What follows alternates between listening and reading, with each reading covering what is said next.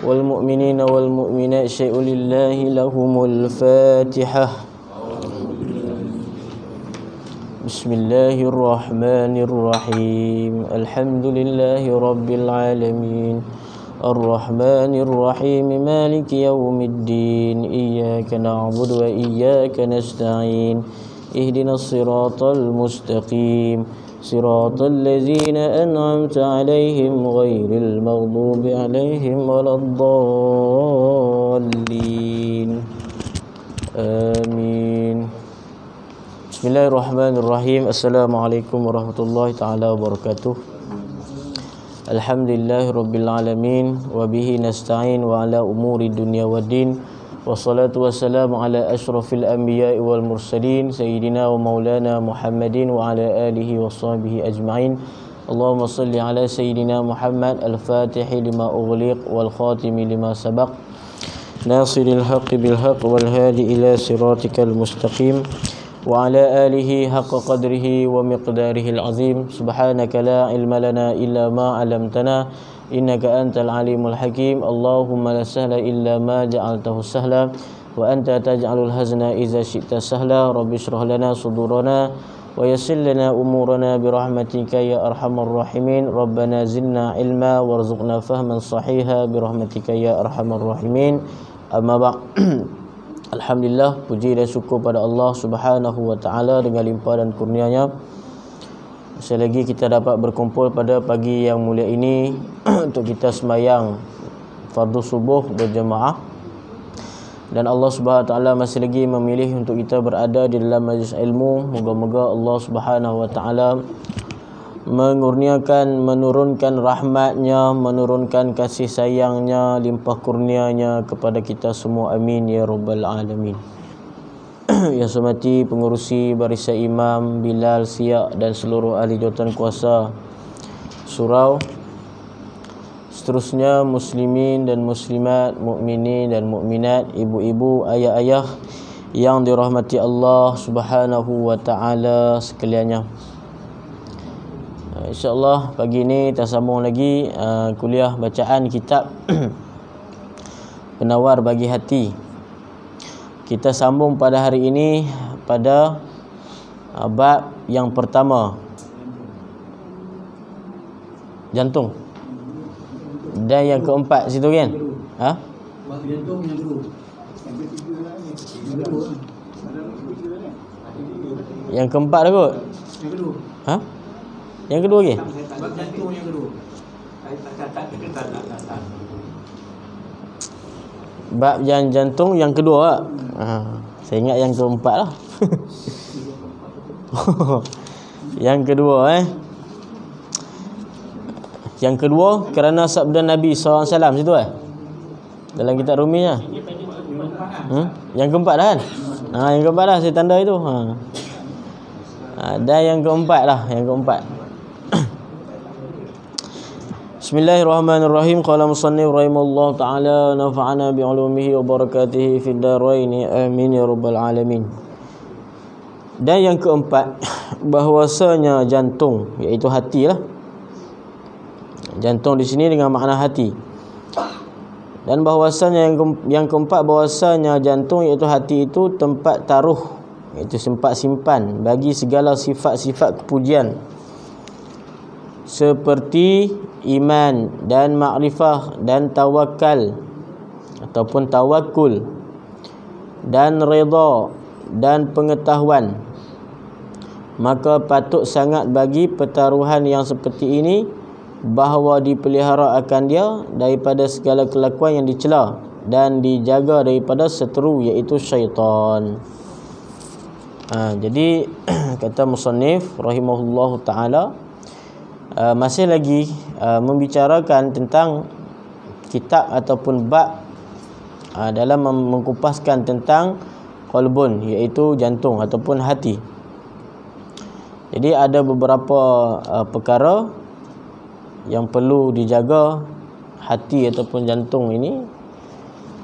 Di antaranya yang keempat ini adalah jantung ataupun hati itu adalah tempat menyimpan segala sifat-sifat kepujian seperti iman. Jadi iman Ma'rifah, ma'rifah ni pengetahuan ataupun mengenal Allah Subhanahu wa taala. Jadi kesemuanya itu adalah berpuncanya daripada hati itulah. Jadi bila makna iman tu kan hati kita yang membenarkan. Tasdik bi qalbi wa talaffuz bil lisan kan. Makna iman tu adalah membenarkan dengan hati dan melafazkan dengan mulut, dengan lisan, dengan lidah. Itu iman. Jadi bila kita kata kita orang yang beriman, jadi iman tu berpuncanya yang membenarkan kepercayaan, kata beriman kepada Allah, itu berpuncanya daripada hati lah, daripada qalbun, pada hati tu. Maka disebabkan hati itu adalah tempat simpan ataupun tempat munculnya, tempat timbulnya perkara-perkara yang kepujian yang baik seperti iman dan ma'rifah. Ma'rifah ni mengenal Allah Subhanahu wa taala. Maka patutlah hatinya itu dipelihara daripada segala kelakuan yang dicela, dan jaganya daripada musuh iaitu syaitan. Jadi di sini sebut apa? Iman dan ma'rifah dan tawakul dan redha. Itu semua daripada sifat-sifat yang munculnya daripada hati. Ma'rifah ni maksud tuan ma'rifatullah lah, mengenal Allah Subhanahu wa taala. Jadi yang dikatakan ma'rifah, mengenal Allah dengan sebenar-benarnya itu adalah melalui qalbun, adalah melalui hati. Sifat tawakul ni tawakal. Sifat tawakal, sifat apa? Tawakal itu menyerahkan diri kita kepada Allah Subhanahu wa taala, itu juga daripada hati. Sifat ridha itu juga daripada hati. Sifat sabar itu pun daripada hati. Sifat tawadu itu pun daripada hati. Jadi semua sifat-sifat mahmudah ini, sifat-sifat yang terpuji ini, dia puncanya, tempatnya adalah hati. Maka disebabkan hati ini tempat-tempat yang mulia disimpankan padanya itu sifat-sifat yang mahmudah, yang terpuji, sifat-sifat yang mulia, maka tak patut hati kita ini dikotori dan dicelai oleh segala maksiat ataupun segala dosa-dosa yang mengotorkan dan mengeraskan hati. Dan juga mesti dijaga daripada seteru ataupun musuh iaitu syaitan. Sebab syaitan ni dia akan sentiasa untuk menggoda seseorang itu, untuk sentiasa membisikkan seorang itu ke dalam hatinya. Membisik seorang ke dalam hatinya, memasukkan bisikannya itu ke dalam hati seseorang untuk mana seseorang itu melakukan perkara-perkara yang jahat. Jadi dia tak bisik pada telinga sebenarnya kan. Dia tak bisik kat telinga kita. Tapi dia masuk ke hati kita. Sebab tu bila hati yang kotor tuan-tuan, hati orang yang ada maksiat, maka hatinya itu mudah untuk syaitan masuk. Jadi syaitan ni dia boleh masuk duduklah hati kita. Boleh. Sebab tu di antaranya kenapa rahsia orang yang berzikir kan, berzikir la ilaha illallah itu, dia zikir itu apabila kita zikir kan macam mana dia punya lenggok kan, kita punya kepala kita kan sini la ilaha illallah kan, la ilaha illallah. Itu sebenarnya ada rahsia dia lah, ada kaedah dia. Kenapa kita illallah, pada kalimah illallah itu kita berhentikan di bahagian kiri kita, di bahagian dada kita, kiri kita kan. La ilaha illallah, la ilaha illallah. Illallah itu kita hentikan di situ. Itu sebagian ulama kan, ini dia punya kaedah dia lah, kaedah dia dalam berzikir. Sebagian ulama mengatakan kenapa dia buat macam tu? Kerana tu isyarat kepada seolah-olah illallah, kita memaku. Kita memaku di situ. Illallah, isyarat pada hati kita duk belah ni. Jadi kalau hati isyarat nak masukkan zikir itu kepada hati. Kalau kata hati kita itu kotor, hati kita itu ada syaitan, maka dipaku. Dipaku, diketuk dengan lafaz zikir la ilaha illallah tadi. Jadi itu ada kaifiat dia juga tuan-tuan waktu berzikir tu. Jadi kita tengok apa orang berzikir la ilaha illallah, la ilaha illallah kan, goyang kepala. Kita kalau tak ada ilmu ni, apa benda zikir tu kan. Tapi kalau ada ilmu, ada kita belajar, memang disebutkan cara-cara ataupun kaifiat kaedah berzikir. Jadi mula belah kanan lah, la ilaha illallah. Illallah tu berhenti di bahagian kiri. La ilaha illallah, la ilaha illallah. Kalau kita tak ada ilmu kan, ikut-ikut orang je, buat je kat mana pun kan. La ilaha illallah, la ilaha illallah, tak tahu dah ke mana. Tapi sebenarnya aturan yang di dalam kaifiat zikir tu kan, illallah itu di belah kiri, kita matikan. Illallah mula di belah kanan, la ilaha illallah, la ilaha illallah. Itu cara zikir tuan-tuan. Orang tanya pula, ada ke Nabi buat macam tu? Tak ada lah. Tapi itu ijtihad ulama di dalam berzikir. Itu si dia. Jadi itu di antara sebab apa nak buat apa tu, isyarat je tu. Isyarat kata nak bagi supaya zikir yang kita masukkan, kita zikir itu tertancap dan terpaku di dalam hati kita. Seolah kalau kata hati ni kotor, hati ni masuk syaitan kan, ada syaitan duduk berada dalam hati kita itu, maka akan dipaku oleh zikir la ilaha illallah lebih kuat, supaya hati kita itu lebih kuat. Itu isyarat saja. Isyarat di dalam zikir. Dalam doa kita isyaratkan angkat tangan. Kalau tak angkat tangan, itu sunat angkat tangan kan. Kalau tak angkat tangan, adakah doa kita tu jatuh? Kan isyarat angkat tangan sebab apa? Angkat tangan ni, doa masuk dalam tangan ni, kita amin masuk angkat muka kita. Isyarat je tuan-tuan. Ada orang tangan dia macam ni. Kalau kita kata betul tangan macam ni, doa tak jatuh. Tapi tangan macam ni, doa jatuh. Tak, tu isyarat. Sebab apa? Nabi angkat tangan, kita angkat tangan. Tapi kalau doa tak angkat tangan, adakah doa kita itu tidak masuk, tak diterima oleh Allah Ta'ala? Tak juga. Itu isyarat. Sunatnya angkat tangan. Kalau tak angkat tangan, sah dah doa kita? Sah je. Bahkan kita duduk macam ni, berdoa, boleh. Tak payah sebut di hati, di lidah, di mulut, apa. Sebut dalam hati je, berdoa. Boleh tak? Boleh. Tapi ada berdoa macam mana? Doa kat tangan dengan khusyuk menghadap kiblat, itu kan adab dia. Tapi kalau tak buat macam tu pun sah dah doa tu, sah. Kita berdoa tu angkat tangan, mohon kepada Allah Ta'ala di atas kan. Di atas. Angkat tangan kan macam mohon Allah Ta'ala duduk di atas. Adakah Allah Ta'ala di atas? Bukan. Isyarat je. Isyarat sama juga sembahyang menghadap kiblat. Adakah Allah Ta'ala duduk dalam kiblat tu? Dalam Kaabah tu. Kan kiblat kan Kaabah. Tak, isyarat. Ataupun petunjuk saja. Di dalam beramal kita ada tempat kita tuju ataupun isyarat dia. Begitulah lebih kurangnya tuan-tuan. Jadi ada adabnya dalam sembahyang, ada dalam berdoa, ada dalam berzikir, ada kesemua ini itu ada adab dan kaifiat ataupun cara masing-masing yang tentukan. Baik tuan-tuan. Jadi kerana hati ini tempatnya perkara yang terpuji, maka hendaklah dijaga, dipelihara hatinya itu daripada masuk sekalian maksiat, ma'asil qulub yang kita sebut dah sebelum ni. Maksiat hati banyak, terlalu banyak maksiat hati tersebut. Bahkan sebahagian ulama seperti Imam Abdullah bin Haddad mengatakan maksiat daripada hati ini lebih besar dan lebih teruk lagi daripada maksiat yang dilakukan oleh anggota zahir.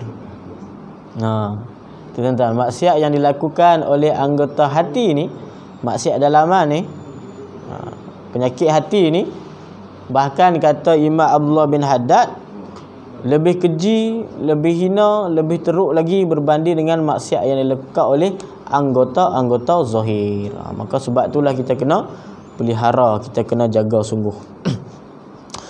Kemudian kata musannif rahimahullah ta'ala, dan yang kelima bahwasanya jantung itu tempat ilham daripada malaikat dan tempat was-was bagi syaitan, dan lagi jantung itu tempat berperang akal dan hawa nafsu. Ni tempat ilham malaikat, tapi tempat was-was syaitan. Dan jantung itu ataupun hati itu tempat berperang akal dan hawa nafsu. Maksudnya seteru dua ni, akal dan nafsu ni.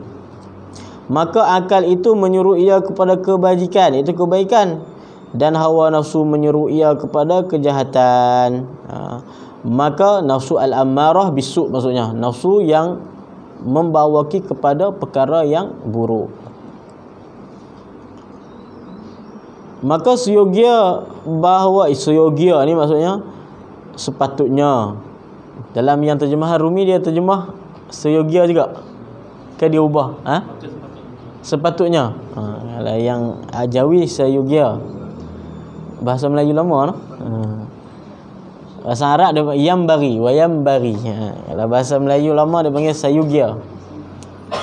Sayugia. Ada lagi pakai tu cikgu? Sayugia. Tak ada. Lah tak pakai dah. Tapi dulu pakai lagi sayugia kan. Sayugianya sayugia sepatutnya. Seeloknya, sepatutnya tu sayugia. Maka sayugianya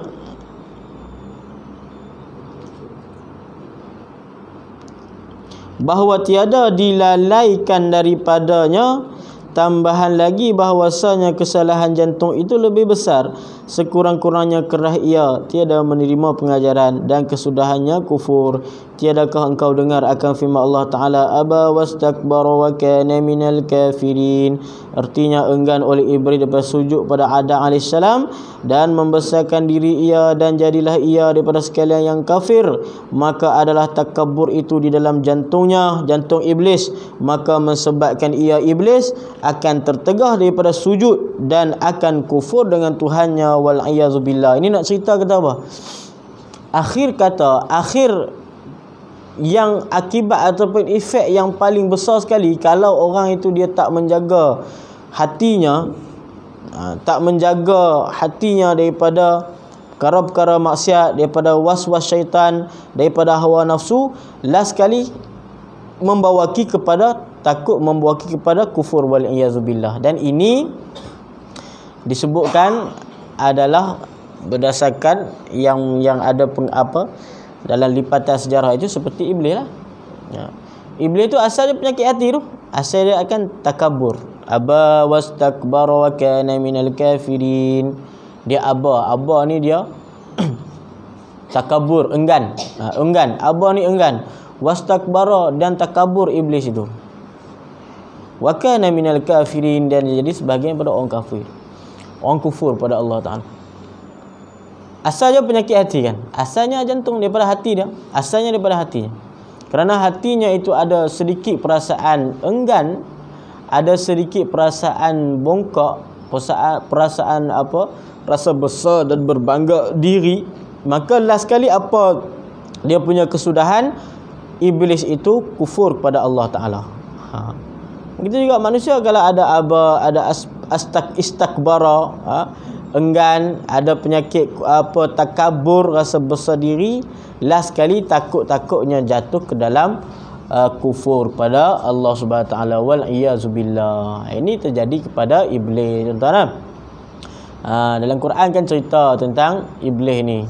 Bila mana ketika Allah Subhanahu Wa Taala suruh dia untuk sujud kepada Nabi Adam alaihissalam. Ulama kata sujud itu bukan makna sujud itu suruh menyembah Adam, bukan. Sujud itu adalah dengan makna sujud hormat. Sujud hormat. Jadi Allah Ta'ala cipta malaikat, cipta iblis, cipta jin ni sebelum lagi daripada cipta manusia. Jadi manusia ni yang terkemudian. Yang terkemudian. Sebelum tu Allah Ta'ala dah cipta dah makhluk yang lain. Jin, iblis dah ada dah waktu tu. Malaikat pun dah ada dah. Itu jelas di dalam Al-Quran kan. Wa iz qala rabbuka lil malaikati inni ja'ilun fil ardi khalifah qalu ataj'alu fiha man yufsidu fiha wa yasfiku ad-dima' wa nahnu nusabbihu bihamdika wa nuqaddisu lak qala inni a'lamu ma la ta'lamun. Itu kata Allah Subhanahu wa taala dalam Al-Quran. Ketika mana Allah Taala berkata kepada malaikat, wa idz qala rabbuka lil malaikah inni ja'ilun fil ardi khalifah, wahai malaikat, aku nak menjadikan di muka bumi ini khalifah, iaitu Allah Taala nak ciptakan manusia. Qalu, malaikat berkata, ataj'alu fiha man yufsidu fiha wa yasfikud dima', adakah kamu wahai Allah Ta'ala nak menjadikan makhluk yang sebelum ini mereka dah menumpahkan darah dah. Wa nahnu nusabbihu bihamdika wa nuqaddisu lak, sedangkan kami ni tak cukup lagi kah? Kami ini sentiasa bertasbih kepada kamu wahai Allah. Allah kata apa? Membalas jawapan malaikat, qala inni a'lamu ma la ta'lamun. Wahai malaikat, inni a'lamu ma la ta'lamun, sungguhnya aku lebih mengetahui apa yang kamu tidak ketahui. Itulah Allah Ta'ala nak ciptakan manusia. Di situ tuan-tuan, kalau kita baca ayat tafsiran tu, kan malaikat tanya kan, adakah Allah Ta'ala wahai Allah nak ciptakan makhluk yang menumpahkan darah? Daripada mana malaikat tahu kata makhluk ini menumpahkan darah? Di situ ulama-ulama tafsir menyebutkan di situ, maksudnya di situ adalah dah ada manusia, bukan manusia, makhluk yang lain selain pada manusia. Mungkin ada sebahagian menafsirkan itu adalah jin. Jin sebelum tu dah ada dah berperang, dah menumpahkan darah dah. Sebahagian mengatakan mereka itu ada makhluk yang lain selain pada manusia. Maksudnya di bumi tu Allah Ta'ala dah cipta dah bumi. Kemudian bumi itu sebelum dihuni oleh manusia, dah dihuni dahulu oleh makhluk yang lain seperti jin. Dan itulah yang disebut oleh malaikat. Malaikat kata mereka ni dah menumpahkan darah, kenapa kamu nak cipta? Maksudnya dah ada ciptaan ataupun makhluk Allah yang wujud yang tinggal di muka bumi. Kan Allah, Nabi Adam alaihissalam kan diturunkan daripada surga, kan, disebabkan perbuatan baginda mendekati buah pokok khuldi. Wala taqraba hadhihi syajarata fatakuna minadh zalimin. Allah Ta'ala kata, wahai Adam dan Hawa, jangan kamu berdua pergi dekat dengan pokok ini. Wala takuna minadh zalimin, jangan kamu jadi pada kalangan orang zalim. Tapi last kali macam mana takdir Allah Subhanahu Wa Taala, Nabi Adam pergi juga makan dan akhirnya diturunkan ke dunia. Bila turun ke dunia, bumi itu dah ada dah. Jadi Nabi Adam turun, maksudnya dah ada dah. Maka sebelum tu penghuni-penghuni ni dah ada dah. Sebahagiannya mereka adalah daripada kalangan jin. Itu tuan-tuan. Lepas tu kita tanya apa tu yang dinosaur apa semua tu macam mana? Mungkin dinosaur tu ada ke, wujud ke tak, kan? Wallahu alam.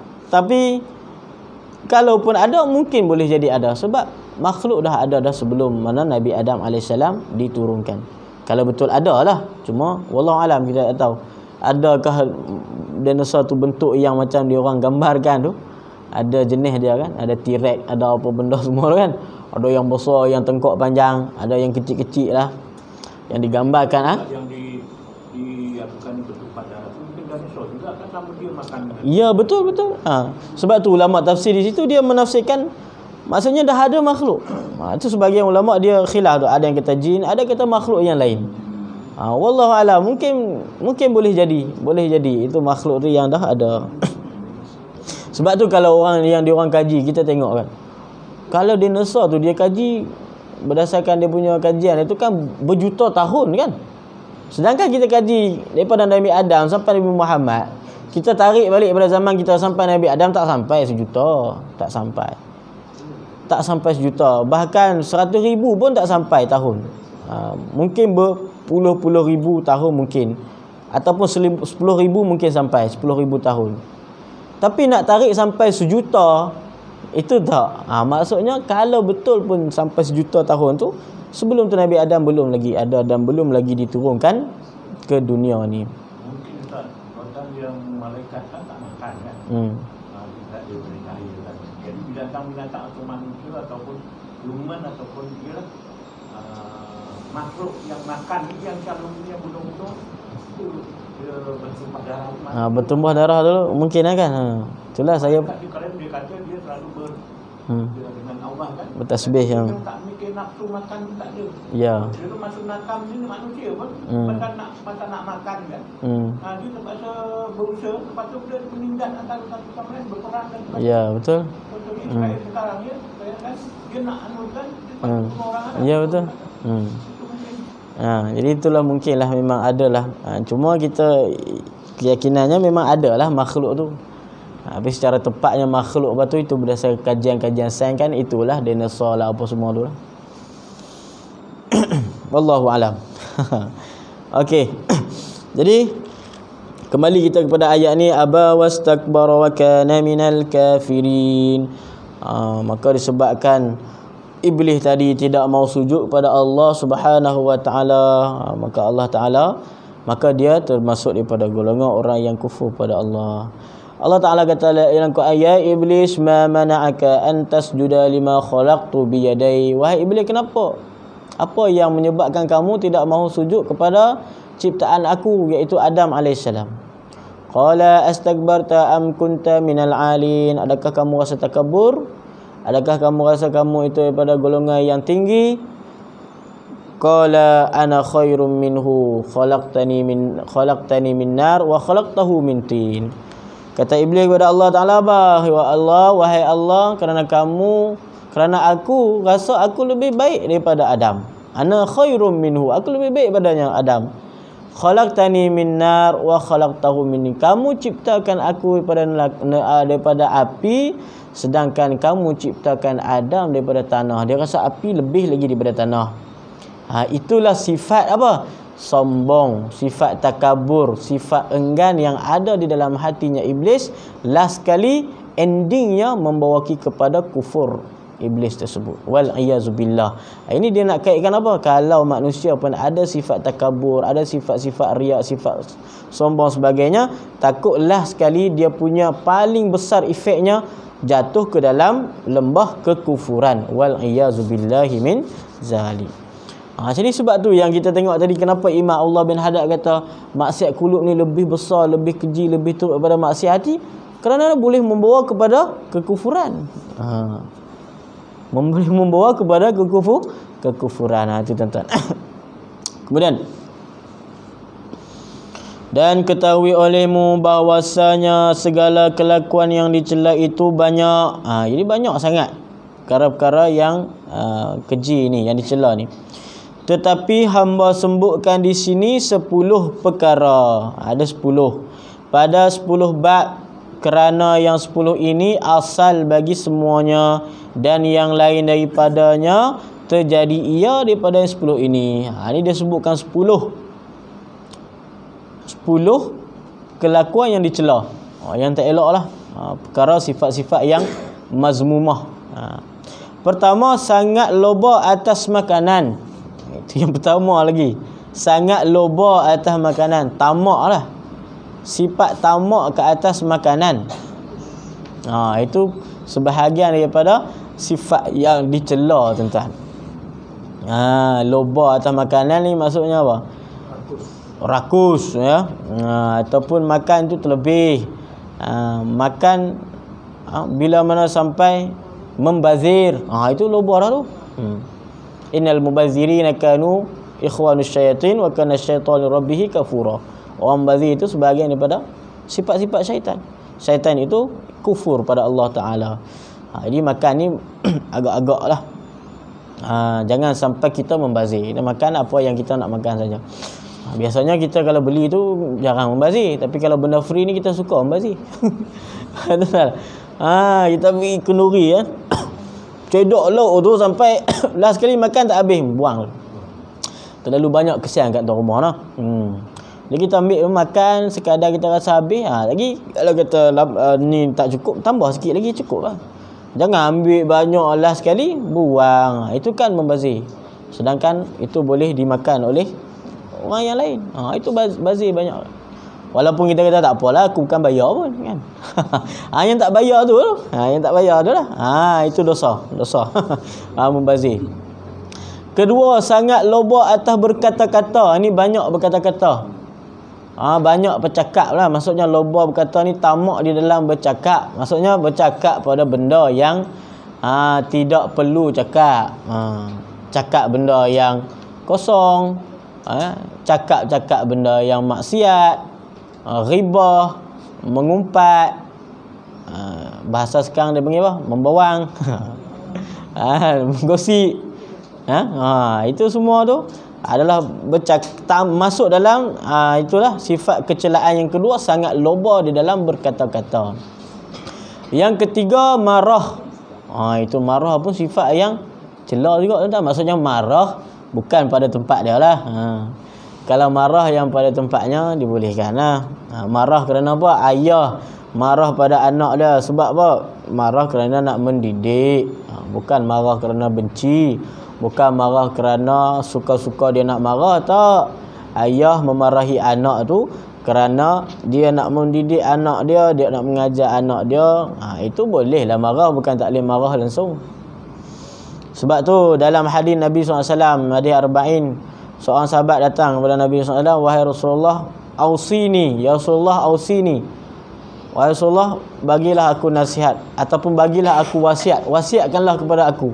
Dia minta wasiat kepada Nabi. Apa wasiat Nabi? La taghdab, la taghdab, la taghdab. 3 kali Nabi ulang. Jangan marah, jangan marah, jangan marah. Itu mengatakan sifat marah ini sebahagian daripada sifat celah tuan-tuan. Tapi kita tengoklah maksud celah ni, Nabi kata sifat marah yang macam mana. Bukan semua marah itu tercela. Ada marah yang dibolehkan dalam keadaan-keadaan, tempat-tempat yang sesuai, yang dibenarkan. Kita marah kepada perkara kebatilan, boleh ya. Kalau kita tengok orang melakukan kebatilan di tempat kita, kita marah. Kita marah, agama kita dihina, dipijak, agama kita diperlekehkan. Itu wajib. Bahkan wajib marah pula kan. Kena marah, kena ada sifat marah. Jadi yang tak boleh tu Nabi kita marah pada tempat-tempat yang tak perlu marah kan. Tapi benda yang tak perlu marah kita marah, tak boleh lah. Tapi benda yang sepatutnya marah kita relax, tak boleh pula kan. Agama kita dihina, dipijak-pijak, buat tak tahu. Biarlah dia orang bukan kacau aku pun. Dia ingat agama tu bukan dia. Sedangkan dia, kita dengan Islam, kita orang Islam, agama-agama kita. Dia wajib kita mempertahankan. Kalau ada orang yang nak mengingkar kan. Yang keempat, dengki. Ini hasad lah. Kita sebutlah sebelum ni lah hadis Nabi kita, al-hasadu ya'kulul hasanat kama ta'kulun narul hatab. Hasad itu, sifat dengki itu akan memakan sekalian sifat-sifat yang baik, sifat-sifat yang pahala-pahala bagi seorang itu. Jadi kalau seorang itu banyak amalnya, banyak pahalanya, akan tetapi mempunyai sifat hasad, sifat hasad itu akan makan habis sekalian amal-amal kebaikan dia, kebajikan dia, pahala dia. Wal iyazu billahi min zalik. Ini takut juga kita sifat hasad. Kelima, kikir dan kasih akan harta. Kedekut, kikir ni kedekut, bakhil. Dan kasih akan harta, cinta kepada harta. Maksud kasih pada harta ni maksudnya apa? Membawa harta ni seolah-olah harta tu boleh bawa ke akhirat. Itu maksudnya. Maksud kalau kita baca sini kasih akan harta. Tapi Ustaz, kalau kita baca dalam maqasidus syariah, maqasid syariah, salah satu daripada maqasid, tujuan syariah itu hifzul mal kan, menjaga harta. Ini kan nampak macam ini kasih suka ke harta, tak boleh. Tapi dalam maqasidus syariah, tujuan syariah itu, maqasid dia apa? Salah satu hifzul mal, menjaga harta. Harta kita wajib dijaga, maksudnya wajib dijaga. Dijaga. Tapi yang dimaksudkan kasih akan harta ini sampai sehingga kan dia rasa hartanya itu boleh membawa kepada akhirat, boleh bawa masuk ke dalam kubur. Itu yang tak boleh. Tapi kalau harta yang ada kita di dunia, wajib kita jaga daripada perampok misalnya, daripada orang yang nak buat anaya kepada kita disebabkan harta yang kita ada.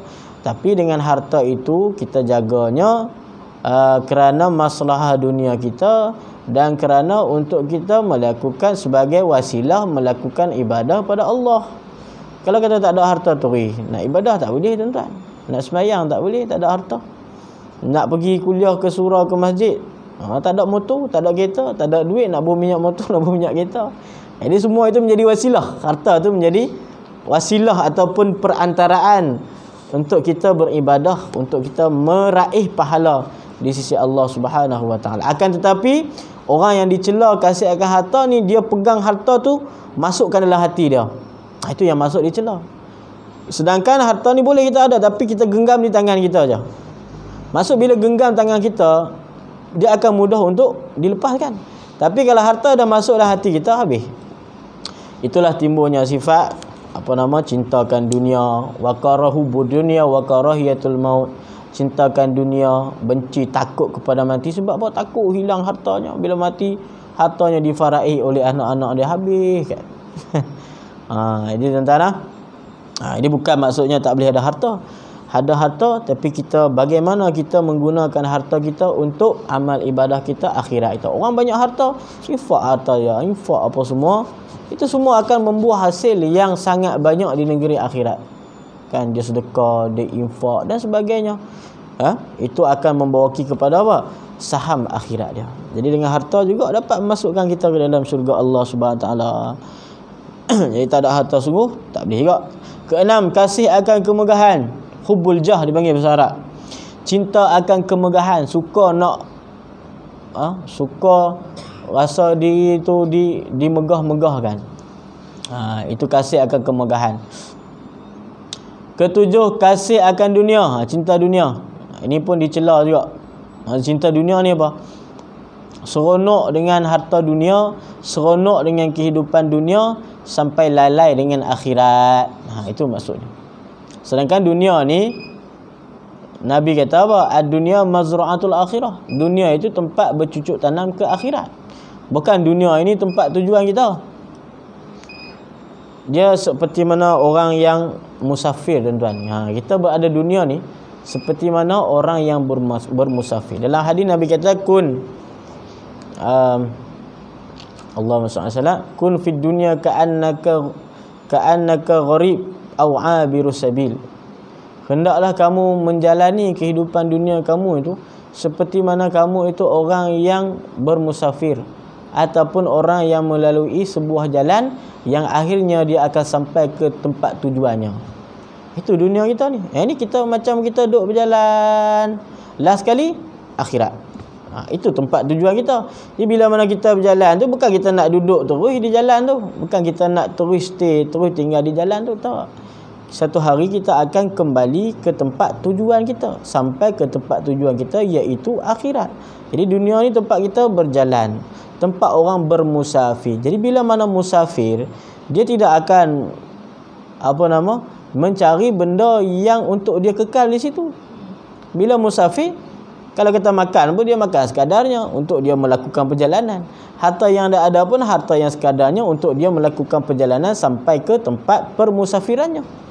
Kita tak akan terus tinggal di situ. Itu Nabi kata, hendaklah kamu menjalani kehidupan dunia kamu itu seperti mana orang yang bermusafir ataupun orang yang melakukan perjalanan, melalui sebuah perjalanan yang akhirnya dia akan sampai ke tempat tujuan bagi perjalanannya tersebut. Itulah ibarat, tuan-tuan, kehidupan kita di dunia ini. Tak lama, tuan-tuan. Kalau kita fikir balik, tak lama. 60, 70, 80 bonus. Betul tak? Kita tengok umur Khalid kita ni 60, 70, 60. Umur dah 100 tu memang bonus yang Allah Ta'ala bagi. Sebab Nabi sendiri kata umur umat aku di antara 60 ke 70, tuan-tuan. A'maru ummati baina sittin wa sab'in. Umur umat aku di antara 60 ke 70. Lepas pada 70, 80, 90, 100, 120, 130, jaranglah 130 kan. Cuma kalau ada itu bonus yang Allah Ta'ala bagi, itu umur yang bonus lah. Kalau kata main bola ni tu masa tambahan. Masa 90 minit tu habis dah. Masa kecederaan dan masa tambahan tu berapa minit ya? Tak ada lah. Begitulah diumpamakan umur kita. Maka dengan waktu yang sangat singkat ini tuan-tuan, carilah bekalan-bekalan kita untuk menuju ke destinasi tujuan kita. Apalagi sekarang tuan-tuan, kita tengok masa memang kita tak berasa setahun tu cepat. Saya pun rasa cepat betul kan. Kan tuan-tuan lagi lama hidup daripada saya. Tuan-tuan kan lebih hidup daripada saya dulu lagi tahun 90-an, 80-an, 70-an. Tuan-tuan mesti kan rasa masa tu mesti lama kan. Sehari tu mungkin rasa yang lama kan. Masa 24 jam.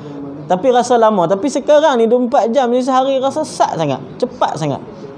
Seminggu habis. Ini hari apa? Hari Sabtu. Minggu depan Sabtu kejap. Dah lah habis tahun. Ni saya sekarang dah bulan 8 dah. Ini nak masuk bulan 9 pula. Dah nak habis dah 2023 ni. Allah Akbar. Itu pun sebahagian daripada tanda kata akhir zaman ni. Akhir zaman. Sikit lagi tuan-tuan kita habiskan bab ni. Ke-8 membesarkan diri. Ni sifat takabur ni sebut tadi. Ke-9 ujub. Ujub ni rasa hebat diri sendiri.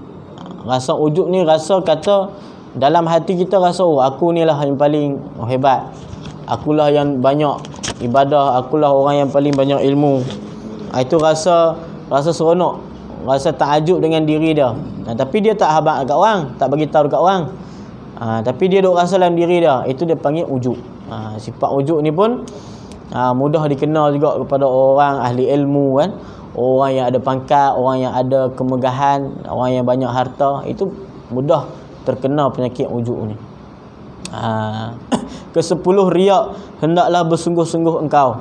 Riak ni menampakkan amalan, menampakkan perbuatan soleh, amal ibadah kita. Itu riak, nampakkan kat orang, nak tunjuk kat orang.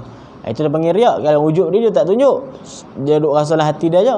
Tapi kalau riak dia tunjuk. Nak tunjuk kata dia itu orang paling banyak ilmu, nak tunjuk dia itu orang yang paling banyak ibadah, nak tunjuk dia itu orang yang paling banyak sedekah, nak tunjuk dia itu orang yang paling banyak amal kebajikan je. Maka bersungguh-sungguh engkau menghiasi jantung engkau daripada sifat gejolak ini, saya adalah engkau mendapat kemenangan dunia dan akhirat. Maka orang yang menjaga daripada sifat-sifat yang kita sebut ini, insya-Allah dia akan mendapat kemenangan lah di dunia dan di akhirat. Selamat dunia, selamat akhirat. Kerana firman Allah, qad aflaha man zakkaha, artinya sungguhnya dapat kemenangan mereka yang membersihkannya. Itulah maksud daripada firman Allah. Allah Taala kata qad aflaha man zakkaha, menanglah, berjayalah orang yang membersihkannya. Membersihkan apa? Membersihkan hatinya, jantungnya, qalbunnya daripada sekalian sifat-sifat yang mazmumah tadi, sifat-sifat kecelaan tadi. Dan sabda Nabi SAW, at-tuhur syatrul iman, bersuci itu separuh daripada iman. Memberi faham oleh ini hadis akan bahwasanya sempurna iman itu adalah ia dengan membersihkan jantung dari barang yang tiada kasih akan dia oleh Allah Ta'ala. Jadi makna hadis Nabi pun sama juga. Apa makna suci itu sebahagian pada iman? Maksudnya membersihkan hati. Suci hati itu setengah daripada fi'as pada iman. Iaitu membersihkan daripada benda-benda yang dicela oleh Allah Ta'ala dan menghiasinya dengan kelakuan yang dikasih akan dia. Kemudian memasukkan qalbun, hati itu, daripada sifat-sifat yang Allah Ta'ala suka. Inilah yang disebutkan istilah tuan-tuan dalam ilmu tasawuf, dia panggil takhalli dan tahalli kan. Takhalli ni apa? Membuang segala sifat-sifat yang tercela. Tahalli menghiasi dirinya, menghiasi hatinya daripada sifat-sifat yang terpuji. Itu takhalli, kemudian tahalli. Maka membersihkan itu setengah iman, seperti menghiasinya itu setengah iman, dan perhimpunan keduanya iman yang sempurna, iman al-kamil. Maka bila orang yang nak kata dia itu sampai tahap iman yang sempurna tuan-tuan, yang pertama takhalli, buang sifat-sifat yang cela. Kemudian tahalli, iaitu memasuki sifat-sifat yang mahmudah.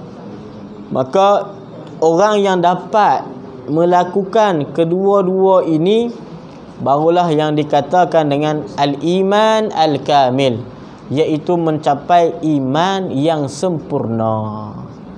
Wallahu a'lam, tuan-tuan. Dah habis kita bab tu. Nanti kita masuk pada sambungan bab yang pertama pada menyatakan syarrut ta'am, artinya sangat loba atas makanan. Nanti baru dia masuk pula bicara sifat tercela yang pertama daripada 10 tadi, iaitu loba di atas makanan. Wallahu a'lam. Itu kita sambung pada bulan depan.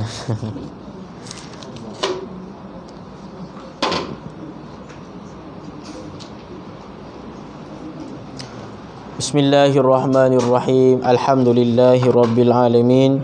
Wassalatu wassalamu ala asyrafil anbiya'i wal mursalin sayyidina Muhammadin wa ala alihi wa sahbihi ajma'in. Allahumma faqihna fid din wa 'allimna ta'waj'ana min ibadikas salihin. Allahumma arinal haqqa haqqan warzuqna ittiba'ah wa arinal batila batilan warzuqna ijtinabah. Allahumma ij'al jam'ana hadza jam'an marhuma wa tafarruqna min ba'dihi tafarruqan ma'suma. Rabbana atina fid dunya hasanah wa fil akhirati hasanatan wa qina azaban nar. Wa sallallahu ala sayyidina Muhammadin wa ala alihi washabbihi ajma'in walhamdulillahi rabbil alamin. Wassalamu alaikum warahmatullahi wabarakatuh.